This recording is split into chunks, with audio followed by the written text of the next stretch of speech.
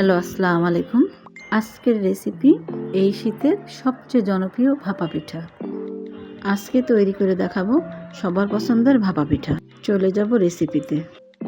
এখানে নিয়ে নিব 2 কাপ শুকনো আতপ চালের গুঁড়ো। আজকের ভাপা পিঠা আমি শুকনো চালের গুঁড়ো দিয়ে করে দেখাবো। দিয়ে দেব স্বাদ মতো লবণ। লবণটা গুঁড়োর সাথে ভালো করে মিশিয়ে দিতে হবে।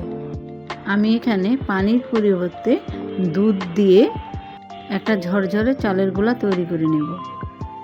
চালের গোলাটা পানি না দিয়ে যদি দুধ দিয়ে করেন তাহলে কিন্তু অনেক বেশি মজা হয়।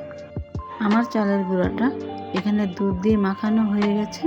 যখন দেখবেন মুঠ করলে মুঠ হয়ে যাচ্ছে, আবার ডলা দিলে ভেঙে যাচ্ছে, তখন মনে করবেন গোলাটা পারফেক্টভাবে রেডি হয়ে গেছে। এখন চালের গুঁড়িটা 20 মিনিটের জন্য রেস্টে রেখে দেব। ফিরে এলাম 20 মিনিট পর। এখন চালের গুঁড়াটা একটা চালনি দিয়ে চেলে নেব। আমি একটা চালনি নিয়ে নিয়েছি। সবগুলো চালের গুঁড়া এই চালনিতে চেলে নেব।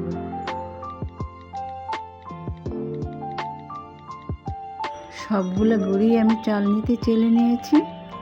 এখন চলে যাব পিঠা বানাতে।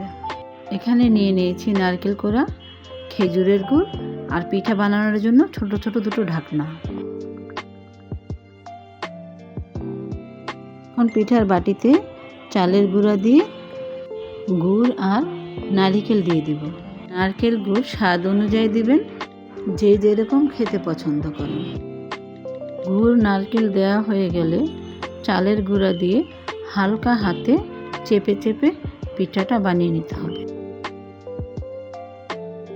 ভাপা পিঠা বানানোর জন্য চুলায় আগে একটা হাঁড়ি বসিয়ে দিয়েছিলাম। পিঠার বাটিটা একটা নেটে মুড়িয়ে ভাপে বসিয়ে ঢাকনা দিয়ে ঢেকে দিতে হবে। এই একটা পিঠা হতে 2 থেকে 3 মিনিটের মতো সময় লেগেছে। এইভাবে আরও একটা পিঠা আমি বানিয়ে দেখাচ্ছি। পিঠাটা দিয়ে আবার 2 মিনিটের জন্য ঢাকনা দিয়ে ঢেকে দেব। এই পিঠাটা হতে 2 মিনিটের মতো সময় লেগেছে। এইভাবে একই নিয়মে আমি সবগুলো ভাপা পিঠা বানিয়ে নেব। সবগুলো পিঠা আমার বানানো হয়ে গেছে।